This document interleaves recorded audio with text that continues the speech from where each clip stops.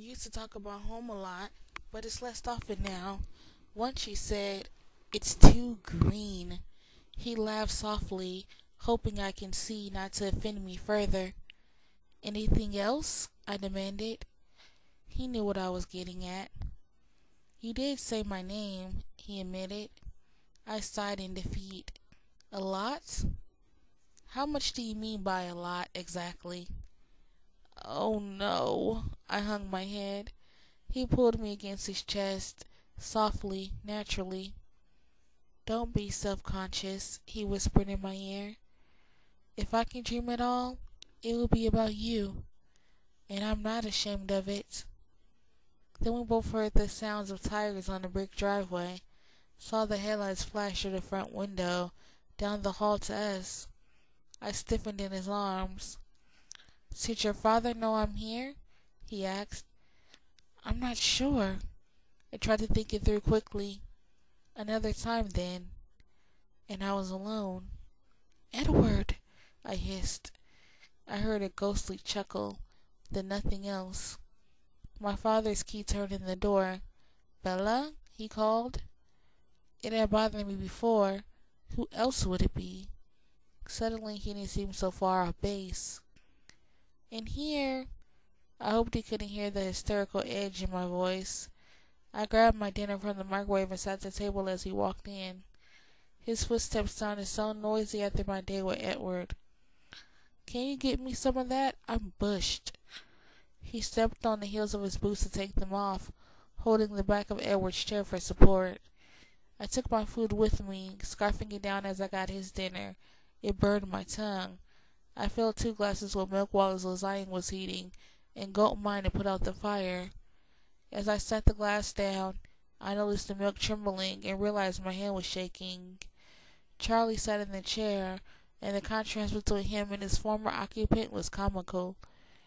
"Thanks," he said, as I placed his food on the table. "How was your day?" I asked. The words were rushed. I was dying to escape to my room. "Good." The fish were biting. "How about you? Did you get everything done that you wanted to?" "Not really. It was too nice out to stay indoors." I took another big bite. "It was a nice day," he agreed. What an understatement, I thought to myself. Finished with the last bite of lasagna, I lifted my glass and checked the remains of my milk. Charlie surprised me by being observant. "In a hurry?" "Yeah, I'm tired. I'm going to bed early." "You look kind of keyed up," he noted. Why, oh why did this have to be the night that for him to pay attention? "Do I?" was all I could manage in response. I quickly scrubbed my dishes clean in the sink and placed them upside down in the dish towel to dry. "It's Saturday," he mused. I didn't respond. "No plans tonight?" he asked suddenly. "No, Dad. I just want to get some sleep." "None of the boys in town your type, eh?" He was suspicious but trying to play it cool. "No, none of the boys have caught my eye yet." I was careful not to overemphasize the words boys in my quest to be truthful with Charlie. "I thought maybe that Mike Newton, you said he was friendly." "He's just a friend, Dad." "Well, you're too good for them all anyway. Wait until you get to college and start looking." Every father's dream that his daughter will be out of the house before the hormones kick in. "Sounds like a good idea to me," I agreed as I headed up the stairs. "Night, honey," he called after me. No doubt he will be listening carefully all evening, waiting for me to try to sneak out. "See you in the morning, Dad." "See you creeping in my room tonight at midnight to check on me." I worked to make my tread sound slow and tired as I walked up the stairs to my room. I shut the door loud enough for him to hear, and then sprinted on my tiptoes to the window. I threw it open and leaned out into the night. My eyes scanned the darkness, the impenetrable shadows of the trees. "Edward?" I whispered, feeling completely idiotic. The quiet laughing response came from behind me. "Yes?" I whirled, one hand flying to my throat in surprise. He lay smiling hugely across my bed, his hands behind his head, his feet dangling off the end, the picture of ease. "Oh!" I breathed. sinking unsteadily to the floor. I'm sorry. He pressed his lips together, trying to hide his amusement. Just give me a minute to restart my heart. He sat up slowly so as not to startle me again. Then he leaned forward and reached out with his long arms to pick me up, gripping the tops of my arms like I was a toddler. He sat me on the bed beside him. Why don't you sit with me? He suggested, putting a cold hand on mine. How's the heart? You tell me. I'm sure you hear it better than I do. I felt his quiet laughter shake the bed. We sat there for a moment in silence, both listening to my heartbeat slow. I thought about having Edward in my room with my father in the house. Can I have a minute to be human? I asked. Certainly. He gestured with one hand that I should proceed.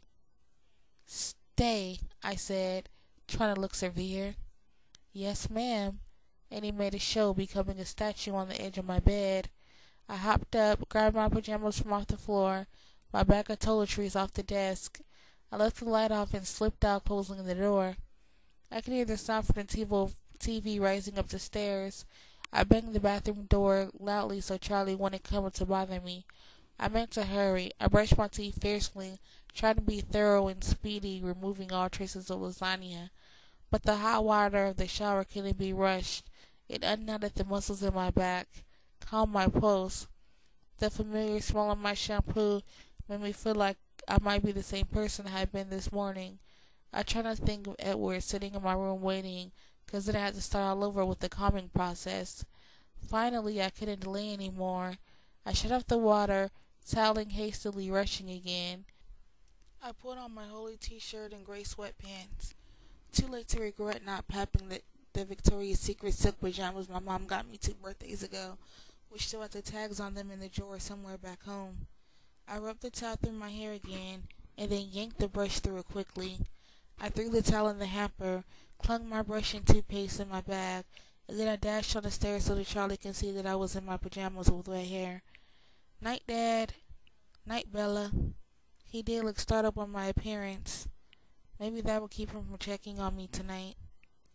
I took the stairs 2 at a time, trying to be quiet, and flew into my room, closing the door tightly behind me. Edward hadn't moved a fraction of an inch. A carving of Adonis perched on my faded quilt. I smiled, and his lips twitched, the statue coming to life. His eyes appraised me, taking in the damp hair, the tattered shirt. He raised one eyebrow. Nice, I grimaced. No, it looks good on you. Thanks, I whispered. I went back to his side, sitting cross-legged beside him. I looked at the lines in the wooden floor. What was all that for? Charlie thinks I'm sneaking out. Oh, he contemplated that. Why? As if he couldn't know Charlie's mind much more clearly than I could guess. Apparently, I looked a little overexcited. He lifted my chin, examining my face. You look very warm, actually. He bent his face slowly to mine, and then laid his cool cheek against my skin. I held perfectly still. He breathed. It was very difficult while he was touching me to frame a coherent question. It took me a minute of scattered concentration to begin. It seems to be much easier for you now to be close to me. Does it seem that way to you? He murmured, his nose gliding to the corner of my jaw.